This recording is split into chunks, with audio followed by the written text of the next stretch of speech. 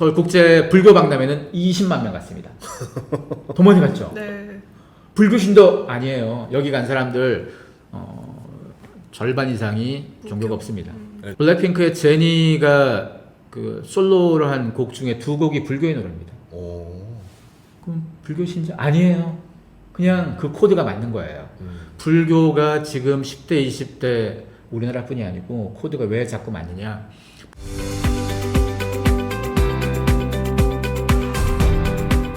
그럼 말씀 쭉 들어보면 결국에는 완전 전문직 그리고 블루칼라 중간은 AI가 대체한다. 근데 이 세상에는 대부분 평범한 사람들이 훨씬 더 많잖아요. 그렇죠. 그럼 그 사람들은 도대체 어디서 경쟁력을 찾아야 돼요? 그렇죠. 이런 문제가 어렵죠. 네. 근데 세상 모든 사람들을 다 안락하게 만들고 다 기본적인 생활을 하게끔 만들어준다. 이거는 누구의 역할입니까? 정부와 정치의 역할인 거죠. 그건 기업의 역할이 아닙니다. 그거는 기업이나 경제에서도 고민할 숙제가 아니고 그 고민은 개인이 각자 하거나 아니면 정부가 하는데 정부가 그렇다고 모든 사람들을 부유하게 만들 수는 없잖아요. 기본적인 것만 가능하게끔 하는 게 그게 사실 정부가 할 수 있는 한계인 거잖아요. 근데 사람들은 정부에서 주는 가령 기본소득을 만약에 만들어낸다. 모든 사람들이 일자리를 많은 사람들이 못 가지게 되면 중간층들이 다 어려워지면 기본소득이 필요하겠죠. 필요하면 이런 제도에 대해서 그럼 지지를 할 거냐? 또 지지하는 사람도 되게 많죠. 이런 재원도 어디서 확보합니까? 누군가가 번 돈에서 또 세금으로 나가야 될 텐데 수많은 사람들이 놀랍게 자기 일자리를 가지지 못할 건데도 자기가 언젠가는 돈 벌지 몰라가지고인지 세금 되는 거에 또 굉장히 좀 두려움을 가지는 사람도 있어요. 이래서 어려운 거죠. 정부와 정치는 이래서 어려운 것 같고 개개인이 자기의 역량을 발휘하지 못하고 개개인이 경쟁력이 없는 거는 그건 나의 문제. 우선 첫째는 개인의 그쵸. 문제가 우선 있고요. 네. 사회 구조 문제도 있겠죠. 근데 사회 구조를 해결하는 정부와 정치의 역할로선 그들을 부자 만들어주는 역할은 아니고 기본적 생계만 가능한 역할. 근데 기본적 생계만 해준다고 만족할 거냐? 만족 안 할 거잖아요. 그럼 그 다음 단계는 자기가 해야 되는 거죠. 제일 속상한 건 우리나라의 블루칼라도 그렇고 대부분 해외에서 들어가죠. 한국에 일자리가 아예 없는 건 아닙니다. 사람들이 갖고 있는 일자리의 눈높이가 굉장히 높아져 있죠, 지금. 연봉 한 5, 6천을 다들 바라고 있어요. 근데 연봉 5, 6천 주는 신입의 일자리는 소수죠. 그쵸. 그러면 그보다 훨씬 낮은 연봉을 갖고 있는 일자리는 누가 대부분 채우고 있냐? 아시아에서 대부분 들어왔잖아요. 여러 나라에서. 그러면 그 사람들은 아메리칸 드림이 아닌 코리안 드림을 꿈꾸면서 여기 왔고 그분들이 여기서 돈을 벌고 나중에 그 돈 가지고 자국에서 또 뭔가 기회를 만들어낼 거고 현재 시점에서 20대만 보면요. 현재 한국의 20대와 아시아 한국에서 일하러 온 20대라고 보시면 처지를 보자면 한국의 20대가 엄마 아빠가 돈도 주고 할 거니까 더 윤택해 보이죠. 근데 이 사람들의 한 10년 후, 20년 후로 보자고요. 누군가는 자기의 노력으로 성과를 만들어서 이걸 가지고 자국에 돌아가서건 한국에서건 기회를 만들어낼 사람들이고 누군가는 자기의 힘으로 뭔가를 하지 않은 채로 누군가에게 불만만 토로하는 사람이라면 이건 좀 굉장히 격차가 더 벌어지지 않겠습니까? 그쵸. 그래서 기본적으로 세상은 공평하지 않아요. 세상이 공평한 그런 세상이 어디 있겠습니까? 기본적으로 더 유능한 사람이 더 많은 기회를 가져가는 게 우리가 살고 있는 세상이 맞고 네.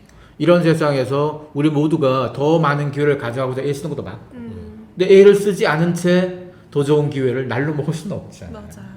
그래서 여기에 대해서는 각자가 고민할 게 좀 많을 것 같습니다. 근데 AI 오면서 시대가 또 바뀐다는 게 예전에 그 산업혁명 전에는 그냥 힘센 사람이 가장 유리한 걸 많이 가졌잖아요. 네. 농사도 잘할 수 있고 이랬는데 산업혁명 들어오고 나서부터는 힘센 사람이 중요한 게 아니라 손재주가 있거나 이제 이런 사람이 더 유능한 사람이 된 것처럼 AI가 들어오면은 지금의 또 우리가 알고 있던 유능한 사람들이 아니라 다른 재주를 가진 사람이 유능한 사람이 될 것 같은데. 그쵸. 맞아요. 우리가 옛날에는 누군가가 일을 되게 잘하면 뭐라고 그러냐. 기계같이 일한다. 네. 똑똑하면 컴퓨터 같다. 그랬단 예. 말이에요. 근데 지금의 AI 도구들은 사람처럼 굴잖아요, 자꾸. 우리는 사람한테는 기계처럼 한다고 칭찬해놓고, 기계한테는 사람처럼 하면 또 칭찬해줘요. 그러면 이런 시대에 진짜 사람은 이제 어떤 포지션이 돼야 될까요? 기계 같아서는 안 되잖아요, 이제 우리는. 그러면 사람 흉내 어설프게 내는 애보단 진짜 사람 같아야 되겠죠. 세계 경제 포럼에서 2년 주기로 직업의 미래라는 보고서를 내는데 올 초에 나왔던 보고서 내용에 그런 게 있습니다. 이게 주기적으로 나오는 거니까 흐름들이 계속 이어지는데 향후 5년간 기업에서 원하는 글로벌 기업들에서 원하는 직원들의 스킬 중에서 네. 최상위 스킬들의 순서를 갈아놨는데요. 제일 위에 있는 1등, 2등, 3번이 대부분 기술이에요. 뭐 기술 응용 능력부터 뭐 AI에 대한 능력, 당연하죠. 지금 기술의 세상이니까. 그러면 1, 2, 3번이 기술인 건 오케이. 4, 5, 6번이 뭐냐? 창의적인 역할. 그 다음에 새로운 걸 배우는 학습력, 뭐 무슨 유연성, 무슨 사고력 이런 거예요. 얘들은 기계가 못해요. 그동안 우리는 기계가 잘하는 걸 공부해 왔어요, 다들. 기계가 잘하는 것만 공부해왔는데 기계가 그걸 너무너무 잘해버리니까 사람들이 밀려나는 거잖아요. 대부분 기업에서 구조조정 되는 것도 대체 가능하니까 밀려나는 거죠. 대체 불가능했으면 왜 밀려나겠습니까?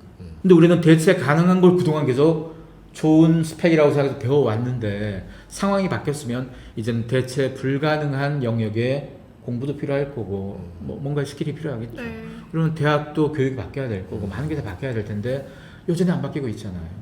그렇게 해서 배출된 친구들은 난 배운 적이 없는데 기업은 이걸 원해. 그럼 안 되죠, 인재는. 인재상 자체가 바뀌었습니다. 그래서 과거의 인재상을 더 이상 믿어서도 안 되고 채용도 더 이상 믿어서도 안 돼요. 채용이 누군가에서 내가 선택되는 게 채용이잖아요. 이제는 그 방식이 아니고 내가 내 비즈니스를 끌고 나가야 되는 거니까 창업의 시대를 대비해야 되는 거고, 창업이라고 해서 무슨 치킨집 카페 차리자는 얘기가 아니에요. 큰 회사가 될 사업을 시작해야 됩니다. 시작한다고 다 성공하진 않겠지만 시작하지 않는 사람보다 시작하는 사람이 1%라도 가능성은 높겠죠. 그리고 AI가 가장 큰 영향 준 게 뭔가 하면 AI 도구들을 잘 쓰면 그 역량을 가진 사람 몸만큼 일할 수 있다는 거예요. 내가 옛날에는 창업을 하려면 재무 필요하네, 누구 하나, 뭐 필요한 코딩 필요하네, 여러 명을 고용했어야 돼요. 이 고용이 다 빚이에요, 얘들한테. 지분도 줘야 되고, 월급도 줘야 되고, 사람도 써야 되고, 밥도 사줘야 되고. 근데 창업자가 이 빚을 다 지는 건 리스크입니다. 근데 창업자가, 창업하기 가장 좋은 사람은 경력 있는 사람이에요. 기업에서 한 10년쯤 일한 사람들이 창업하기 제일 좋은데, 이런 애가 튀어나와가지고, 얘들을 고용하지 않고, 얘들에 해당되는 AI 도구들을 가지고 내 역량을 발휘해서 얘들이 있는 것처럼 끌어낼 수만 있다면 그럼 리스크를 최소한 채 사업을 해볼 수 있는 거죠. 리스크가 줄어들면 투자 받기 전까지 버틸 여력도 생기는 거고 설령 이게 엎어져도 내 데미지가 적잖아요. 그렇죠. 그러면 한 10년 정도 일한 사람이면 뭔가 눈도 좀 밝아진 애들이고 이런 애들이 내 인생의 도전을 한 1, 2년간 트라이 해볼 수 있잖아요. 그 전까지는 그 엄두를 못 냈다면 이렇게 엄두 낸 친구들이 많아졌어요. 이런 사람들을 요즘 솔로프러너라고 부르는데요. 솔로프러너가 혼자 일하는 사업가예요. 솔로프러너가 혼자서 누군가는 뭐 게임 코딩하는 데 있고 혼자서 뭔가를 만들어요. 옛날 사람들은 혼자서 해가지고 얼마 벌겠어. 혼자서 뭐 잘 벌어봐야 몇 억이지 그러잖아요. 혼자서 해서 몇백억짜리 되게 많습니다 지금. 혼자서 뭐 1000억 되는 애들도 있고요. 인스타그램이라는 회사가 이미 10년 전에 조 단위로 팔렸잖아요. 10년 전에. 그때 10몇 명인가? 이랬잖아요. 이미 10년 전에 1인당 1000억씩은 해버린 거잖아요. 10년 전에. 그리고 우리가 아는 뭐 왓츠앱도 마찬가지. 왓츠앱도 몇 명 안 됐어요. 비싸게 팔린 기업들 중에서 1인당으로 따져봤을 때 몇백억짜리 1000억짜리 되게 많습니다. 그런 걸 해야 되는 거죠. 회사가 커진다고 사람을 잔뜩 뽑는다. 이건 너무 올드한 방식이죠. 또 이렇게 얘기하면 또 속상해하는 게 고용은 안 늘어날 건데. 그렇죠. 그래서 고용의 시대가 아닌 창업의 시대라고 얘기하는 건 거고. 창업의 시대. 그럼 고용 안 되는 사람들은 수많은 백수는 어떡하냐. 그래서 사실 기본소득이라든가 복지가 더 필요한 거고. 그래서 그런 복지를 잘해주는 정부가 필요한 거기도 하고요. 예전에는 농업 시절에서 산업혁명 생기면서 제조업으로 농사는 누가 짓냐 이랬는데 또 이제 농사 생산량도 같이 늘어나면서 그쵸. 또 산업혁명이 생기고 그 사람들 대상으로 자영업자들이 생기면서 또 이렇게 됐었고 거기서 정보화 시대 되면 다 인터넷이 다 하는데 또 그럼 제조업 망하는 거 아니야 했는데 또 새로운 사업도 생기면서 그러니까 생산성이 계속 올라가면서 그쵸. 사람들이 뭔가 더 이제 기본적인 먹고 자는 거 문제를 해결되니까 다른 거를 더 도전해보는 사업들이 생겨날 수도 있지 않을까 싶긴 해요. 맞습니다. 예. 그래서 사실은 자영업이 힘든 게 뭔가 하면요. 옛날에는 동네에서 사 먹는 게 많았잖아요. 사던 게. 대부분 온라인으로 넘어갔잖아요. 예. 그랬으면 그렇게 파는 업종들은 온라인한테 지는 애들을 빨리 접어야 되겠죠. 근데 붙잡고 있는 사람들 여전히 많죠.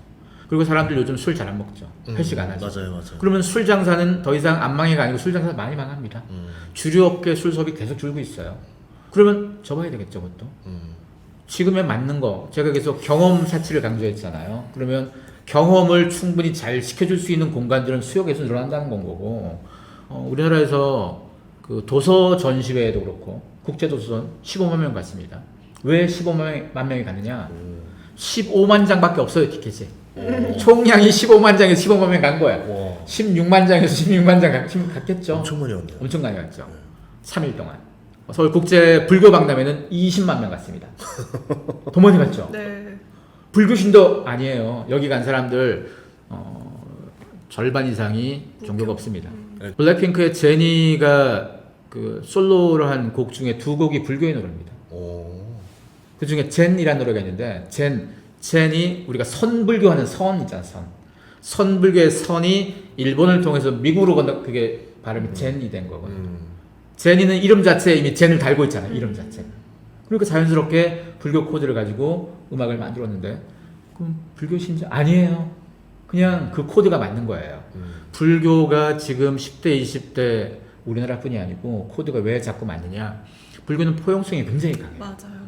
근데 얘들은 품어주고 조개 중에서 일도 주고 아예 본명도 이름도 내주고 주잖아요. 그쵸? 거기다가 그 사회에는 소외된 약자들이 많이 있습니다. 약자들이 뭐 성소수자도 있고 뭐 수많은 약자들이 있죠. 수많은 약자들은 힘이 없죠. 힘이 없는데 이런 약자들이 하는 행사나 모임 가면 누가 꼭 오느냐? 불교는 꼭 옵니다. 어떤 행사를 가도 불교는 가요. 가서 아무것도 안 해요. 그냥 품어줍니다. 다른 종교 그렇지 않잖아요. 다른 종교는 입맛에 따라서 요거는 막 욕하고 불교는 그게 없어요. 그리고 절에 갈 때 자 신도입니까 아닌가 검사에 들어온 거 아니잖아요. 누구나 막 들어올 수 있잖아요. 그들은 기본적으로 다 열려 있어요.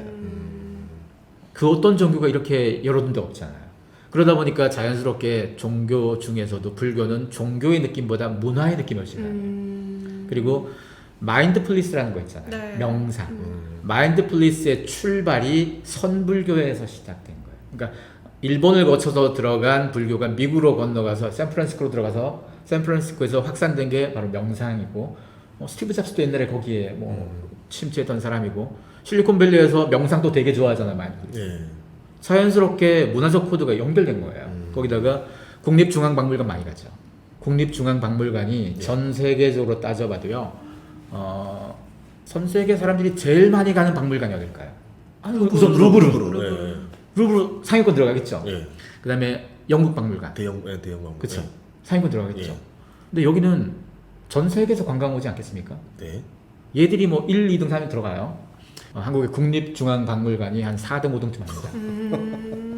여기는 외국인들 오긴 오지만 외국인들은 10% 미만이에요. 그래서 수학여행. 우리가 다 가는 겁니다. 네. 아니, 수학여행 그 옛날 사람들이 하는 거고 요즘 20대, 10대, 20대들이 그 국립중앙박물관에 엄청 많이 놀러 와요. 맞아요. 줄 엄청 서 있어요. 오픈런도 하고 지금 너무 옛날 사람이 이러면 갑자기 많이 가요. 줄을 했어. 이게 국립중앙박물관에서 어떤 경험을 쌓는 거잖아요. 네. 어떤 경험이냐? 루브르 가면 꼭 뭘 봐야 돼요? 모나리자. 그쵸. 네. 국립중앙박물관 꼭 뭘 보냐? 사유예방을 봐야 돼요. 사유예방은 방가 사유상 국보 2점이 있는 전시장이에요. 큰 전시장에 국보 2점만 딱 놔뒀어요. 국보 방가 사유상은 불교. 네. 우리나라의 기본적인 전통 문화에 불교가 되게 많죠. 네. 그걸 꼭 보고 거기에서 굿즈 같은 거 사도 불교 관련 굿즈가 많아요. 자연스럽게 불교는 한국 사람들의 문화적 코드에 굉장히 잘 맞기도 하고 그리고 K-pop 데몬 헌터스가 떴을 때도 국박에 많이 갔어요 사람들이. 거기에서 파는 굿즈 중에서 K-pop 데몬 헌터스를 보고 만든 건 아니지만 데몬 헌터스도 마찬가지 한국의 전통 문화가 나왔으니까 그 전통 문화와 국박에서 원래 갖고 있는 전통 연결되겠죠. 같겠죠. 그런 굿즈들이 해외에서도 되게 많이 팔려요. 그래서 줄 서서 가야 돼요 지금 오픈도 나고. 그게 지금만 그런 게 아니고 작년에도 그런 게 굉장히 많았거든요. 지금 작년보다 훨씬 심해졌어요. 전 오늘 처음 들은 트렌드여가지고 진짜 센세이션했습니다. 와 수학여행 박물관을 이제 그게 트렌드 된다. 그렇죠. 수학여행 박물관은 가기 싫은데 억지로 끌고 가는 거라면 네. 이게 바뀌어서 지금은 서로 가려고 난리고 거기 가서 굿즈 못 사서 난리고 굿즈는 늘상 품절이에요. 그럼 선생님들은 너무 좋겠는데요? 우리 수학여행 거기로 가자 그러면 애들이 너무 환호할 거 아니에요? 근데 쉽지 않죠. 워낙 많이 들고 갔으니까 쉽지 않죠 옛날처럼. 근데 와. 자연스럽게 국립중앙박물관의 전통 문화에 관심 가지고 뭐 한국의 젊은 친구들도 전통 문화에 관심 가지고 네. 해외에서 한국의 문화가 요즘 주목을 많이 받으니까 자연스럽게 해외에 있는 사람들이 한국의 전통 문화에 관심 가져요. 한국의 전통 문화 관심 가지면 자연스럽게 한국의 불교에 관심 가져요. 네. 불교가 뭐 시작은 뭐 인도에서 시작돼서 전 세계 이렇게 나갔지만 나라마다 좀 느낌이 좀 다 달라요. 다르죠. 옷도 네, 다르고 네. 사원도 다 다른데 네. 한국적 느낌, 산 속에 있고 이게 또 잘 지금 받아들일 수 있는 코드가 된 거라서 이런 것들이 다 합쳐지니까 또 새로운 문화가 되고 경험치가 되는 건 거죠. 그래서 불교가 다시 주목받고 있어요. 요즘에 그것도 있대요. 절에서 그 소개팅 만남에 주는 그건 봤어요. 네. 그런 그 나는 것도 절로. 있고. 맞아요. 나는 솔로에 빗대서 나는 절에서 그렇게 그리고 이제 템플스테이도 외국에서도 되게 많이 맞아요. 오고 하더라고요. 불교가 우리나라의 종교 중에서 그런 리서치가 있어요. 한국 리서치에서 하는 조사 중에 보면 종교는 호감도 제일 높아요. 제일 높고 기독교는 제일 낮은 축에 속하고. 근데 하여간 기본적으로 10대, 20대, 30대들 사이에서 불교는 종교라는 느낌보다 문화에 훨씬 가까운 느낌이어서 더 쉽게 받아들여요. 종교가 뭐 없는 사람이나 다른 종교의 사람들 입장에서는 저게 종교로 느껴지면 굳이 저 물건을 내가 이런 접근이 될 텐데 문화로 받아들여지니까. 그래서 이게 자연스럽게 한국의 전통 문화, 한국의 불교 문화가 해외로도 더 잘 알려지기 좋은 거거든요. 그래서 저는 오히려 이거 아까 AI 얘기를 했었잖아요. 그러니까 이어지는 게 딱 그건 것 같아요. 그럼 이제 AI가 된다 하더라도 사람들은 그 문화는 계속 향유하고 싶어 할 그쵸. 거고 문화와 관련된 산업들이라던가 AI를 가지고 문화를 한다던가 어쨌든 이쪽이 시장이 커질 수밖에 없다 이거예요. 맞습니다. 그래서 또 나오는 게 좀 전에 불교 얘기를 우리가 했잖아요. 놀랍게도 지금 불교 관련된 관심이 한 2, 3년 새 확 커졌어요. 그리고 또 2, 3년 새 또 뭐가 커졌냐? 철학에 대한 관심이 확 커졌어요. 애들이 보는 책들 중에 철학책들이 확 늘어났어요. 이야, 왜냐? 디지털 네이티브들이잖아요. 네. 10대, 20대면. 디지털 세상에서 태어난 사람들은 디지털에 대한 두려움도 더 커요, 사실. 여기서 태어났는데 이것 때문에 일자리가 어떻게 되고 미래가 어떻게 되고 더 민감하고 모든 게 디지털 환경에 살아왔으니까. 그러면 진짜 사람다운 건 뭘까? 다시 철학에 대한 관심이 생길 수밖에 없죠. 어떻게 살아갈 건가. 오히려 나이 든 사람들은 아날로그에서 태어나다 보니까 아직도 디지털 찬미 중인 거죠. 네. 아직 그들에겐 아날로그가 많이 남아있고 디지털은 일부잖아요. 예. 근데 디지털 세대들은 디지털에서 출발했으니까 아날로그가 없잖아요. 아날로그가 신선한 거네요. 신선한 거죠. 그래서 최근 몇 회간 계속 오프라인에서 주목되는 행사들은 다 아날로그 관련된 행사들이에요. 아까 도서전도 마찬가지, 종이책, 네. 아날로그의 질감, 불교도 마찬가지, 그리고 문구 전시도 그렇고 무슨 아트 마켓 다 오프라인에서 벌어진 아날로그예요. 여기에 열광한 이유가 진짜 살아있는 가치는 아날로그 오프라인. 왜? 내 주위에선 디지털밖에 없었는데 욕망은 원래 희소한 걸 지향합니다. 이게 코로나 때문에 더해진 것도 있죠. 코로나에 대한 영향도 일부 있지만 코로나와 무관하게 AI나 디지털이 심화되면 이렇게 무조건 갈 수밖에 없었어요. 그래서 여기에서 발 빠른 사람들은 이미 그런 걸 고민을 먼저 해서 다 대응을 하는 건 거고, 왜냐하면 왜 오프라인에서 벌어지는 그런 행사들이 왜 갑자기 많아졌겠어요? 사람들이 지금 뛰어나온 걸 보고 지금 당장 준비 못 하잖아요. 준비는 한참 전부터 하는 거잖아요. 대부분 비즈니스는 10대, 20대가 재밌어서 좋아서 가는 행사들, 좋아서 가는 핫플레이스들 누가 대부분 만드냐? 40대, 50대가 대부분 만들어요. 40대, 50대가 돈 있어야 만들잖아요. 그 자본이 있어야 되니까. 돈도 있고, 그러니까 모든 40, 50대가 아니고 40, 50대 중에서 돈 있는 사람. 경험도 충분하고 경험 사치도 늘어봤고, 아 이런 거 좀 있으면 좋아하겠다도 알고, 이런 사람들이 재밌게 설계할 수 있겠죠. 이게 생각해보니까 어쩌면 그 AI 시대, 디지털 시대로 가는 게 삭막해져 가는 게 아니라 오히려 사람들이 더 오프라인을 즐기게 되는 것 같아요. 성수도 팝업 스토어에 사람들 되게 많잖아요. 맞아요. 성수도 그렇고 우리가 하는 대부분 핫플레이스는 다 아날로그를 경험해본 40, 50대들이 많이 주도해서 만들거든요. 그리고 지금 말씀 주신 것처럼 아날로그가 점점 소멸되고 디지털로만 다 가면 삭막해질 거라고 생각했잖아요. 네. 근데 아날로그에서 끼어들잖아요. 그쵸. 그렇다고 해도 주류는 디지털일 겁니다. 아날로그는 점점 비싸거든요. 그래서 보편적 다수는 아날로그를 쉽게 못 누려요. 돈이 많이 들 거니까. 디지털 누리는 게 훨씬 싸니까. 그렇죠. 그러다 보니까 아날로그를 충분히 잘 누리는 사람과 그렇지 않은 사람의 격차가 만들어지고, 그쵸. 벤츠 사는 거, 뭐 샤넬백 사는 거보다 오프라인의 경험치를 잘 소비하는 게 훨씬 더 멋진 일이 되어버리는 거예요. 그러니까 명품 시장, 수입차 시장에 타격이 생길 수밖에 없는 거예요. 물건 그래서 비싼 물건 파는 시장은 이제 많이 내려놔야 돼요. 럭셔리에서 과거의 럭셔리는 소유에서 다 드러났어요. 이제는 경험으로 넘어왔습니다. 그리고 모든 자영업도 마찬가지가 돼야 되는 거죠. 그동안 소유에 대한 걸 파는 자영업이었다면 제일 비싼 건 파는 게 아니잖아요. 자영업 싼 것도 팔잖아요. 근데 다 소유 물건이었다면 기념품 같은 거. 근데 이제는 경험을 파는 시장으로 완전히 넘어올 수밖에 없는 건 거고 여기에 대해서도 자영업도 전환이 필요한 거죠. 누구나 책을 읽고 스스로 습득을 할 수 있는데 맞아. 이제 앞으로 미래 세대 친구들은 책을 습득할 수 있는 능력이 없으니까 그렇죠. 요즘 문해력이 진짜 심각하네. 그거를 큐레이션 해주는 친구들 예를 들어서 그걸 잘게 쪼개주던가 이해시켜준다던가 그렇게 해주는 친구들이 필요해지겠네요. 그렇죠. 근데 그런 거의 단점이 뭔가 하면 세상 모든 사람들이 그 각각의 개성과 각각의 가치관, 각각의 삶의 방식을 갖고 있어야 돼요. 그래야지 그만이 가진 고유한 컨텐츠와 고유한 걸 자꾸 만들어낼 수 있어서 대체 불가성이 생기는데 누군가가 대신 소화시켜서 알려준 거잖아요. 그 소화시켜서 알려준 게 한 5명만 알았으면 좋겠다 정도가 아니고 보편적으로 알면 이렇게 하면 재밌게 듣겠다 싶은 걸 만들잖아요. 거기도 이미 광범위한 타겟층인 거예요. 그러다 보니까 아주 세세할 할 수가 없어서 그걸 정보를 받아들이는 사람은 비슷해야 돼요. 그거 갖고는 변별력이 아예 안 생기겠죠. 대부분의 교육이 그렇잖아요. 학교에서 배운 대부분의 학습은 똑같은 걸 똑같이 가르치잖아요. 모든 사람들에게. 모든 사람들이 똑같은 수준까지 있는 거잖아요. 이게 누구 하나도 특출나해서라가 아니고 요 정도를 가진 사람들을 양성하는 게 현대 산업 사회에서의 교육 방식이었어요. 중세 때로 넘어가고 그렇지 않았거든요. 중세 때는 교육을 누가 받았냐? 보통 상위급만 받았어요.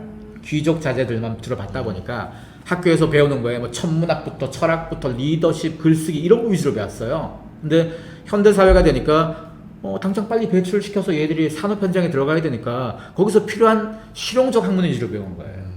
실용적 학문은 컴퓨터나 기계가 훨씬 잘합니다. 그러다 보니까 지금 이 교육 자체에 한계가 온 거죠. 교육의 변화도 좀 필요한 거고. 근데 쉽지 않은 게 교육도 산업이잖아요. 그 산업에 종사하고 있는 사람들 입장에선 자기 밥그릇 걸리는 문제라서 그렇죠. 쉽게 못 바꿀 거고 그 쉽게 못 바꾸는 이미 수십 년의 기간에 해당되는 그 수요자들 이 사람들은 인생에서 손해를 볼 수밖에 없죠. 그러면 오히려 이제 그 소수의 어떤 부자들과 귀족들을 위한 교육을 따로 해주는 교육기관, 우리 말로 사립학교. 근데 사립학교도 그 국가에서 교육과정 안 따라가면 예산이 없으니까 아예 예산도 안 받는 또 그런 학교들 이런 게 그런 학교도 있겠지만 그런 학교 말고도 이미 집에서 각각 부모들이 아이의 미래에 대한 고민이 얕을수록 남들이 가는 길을 가려고 그래요. 얕을수록 공부 잘해서 의대 가라 요거밖에 안 하고. 근데 부모들이 갖고 있는 인식 수준도 높고 또 계획이 많으면 많을수록 우선 한국에 좋은 대학 보낼 생각 자체가 아예 없고 해외로 보내서 스펙을 쌓아두는 게 아니고 거기서 자기 길을 찾게끔 자꾸 유도를 해줘요. 물론 의사가 좋은 직업이죠. 의사가 좋은 직업이고 돈도 잘 벌죠. 근데 영원히 그러겠냐. 의사가 아무리 돈을 잘 벌어도 만약에 공대 나와서 창업을 잘해서 이건 인류의 삶도 바꿀 수 있는 데다가 돈 버는 사이즈도 말도 안 되게 크죠. 뭐 빅테크에 잘 나가는 창업자들은 이미 기본 단위가 조 단위로 시작되는 거잖아요. 의사 병원 차려가지고 조 단위 버는 사람은 사실 없잖아요. 그쵸. 잘 벌어봤자 뭐 한계가 있으니까. 그래서 어떤 삶을 살 거냐 인생에 있어서 그리고 이미 집에 대부분 돈이 있는 사람들의 출발점하고 대대로 물려서 돈이 많은 사람을 올드머니라고 그러는데요. 대대로 돈이 많은 사람들은 그러면 좋은 대학 가서 좋은 데 취직해서 열심히 해서 아파트 사고 이거 하려고 인생을 살겠어요? 안 그러겠죠. 이미 돈은 충분히 있고 이미 집도 충분히 좋은 거 있고 내가 노력하지 않으면 갖고 있는 돈이 있으니까 내가 인류에 어떤 거 한번 기회해볼까? 아니면 내가 어떤 사업 벌려서 세상을 바꿔볼까? 내가 판도를 어떻게 한번 바꿔볼까? 우리 가문을 어떻게 한번 키워볼까? 이런 고민을 더 많이 하지 않겠습니까? 아니면 내가 예술을 좋아하면 그래 내가 예술 세계에서 아주 깊이 들어가서 내가 번 돈으로 세계에서 굉장히 유명한 작품 내가 한번 가져볼까? 이 국리를 하는 사람의 세계하고 열심히 공부해서 대학 가서 취직해서 돈 벌어 이 국리하고 세계가 다르잖아요. 달라지네요. 그래서 적어도 대학 가는 게 관성적으로 많이 갔잖아요 우리가. 네. 근데 관성적으로 가는 걸 이미 뭐 부자들이나 상위층 중에서는 10년, 20년 전부터 브레이크를 잡았어요 벌써 한참 전부터. 근데 아직도 안 잡는 사람들이 여전히 많고 지금 아무리 좋은 국내 대학을 나와본들 뭐 미래가 뭐 보장되는 게 없잖아요. 그나마 보장되는 게 의사니까 의사 쪽으로 다 몰려가는 건 거고 그 의사들도 앞으로도 계속 지금 지위가 유지될지는 미지수잖아요. 사실 라이프 트렌드 2026년에 예. 가장 큰 메가 트렌드 두 개가 있어요. 제가 예. 11가지 트렌드를 제시했는데 11가지 예. 중에서 메가 트렌드 두 개가 제목에 나와요. 인간 증명과 경험 사치. 음. 메가 트렌드라는 얘기는 여러분 살아있는 동안은 계속 영향을 미치고 음. 여러분이 뭘 투자하건 간에 이 두 가지 화두의 영향을 계속 받을 거란 얘기입니다. 예. 이건 중요하게 계속 기억해 두시고 이거 말고 나머지 9개 트렌드 여기 책 속에 들어 아, 우리가 뭐 예. 불교 얘기도 그렇죠. 했고 예. 그다음에 블루 컬러 얘기도 했고 네. 또 여기서 얘기하자면 부동산 얘기도 있어요. 사실. 뷰에 그 대한 중요한 걸. 여기서 부동산 중요합니까? 아, 예, 예. 부동산 굉장히 중요한 변화가 예. 하나 생겨서 오. 뷰가 가지는 변화가 부동산과 주거 환경 어떻게 바뀌어질지에 대한 아. 그다음에 소비에서의 예. 실용주 세대가 어떻게 등장해서 이게 소비에서 끝나지 않고 정치도 마찬가지. 거기다가 연애하지 않는 사회가 어떤 식으로 소비를 만들 건지도 있고 이 다양한 화두들을 한번 책 속에서 보시면 됩니다. 책에서 정말 궁금한 내용들이 많이 있으니까 여러분들이 좀 구입해 주시면 좋을 것 같고요. 이 더보기에다가 제가 링크를 남겨두도록 하겠습니다. 여러분들 저자님 이야기 많이 봐주시면 좋을 것 같고 이게 2026이라는 뜻은 매년 나온다는 뜻이잖아요. 네. 예. 14년째 나오고 있어요. 예. 그 다음 해에는 또 주제가 뭐로 바뀔지 또 이게 또 궁금합니다. 또 오늘 너무 출연해서 고맙습니다. 감사합니다. 네, 고맙습니다. 예, 고맙습니다. 예.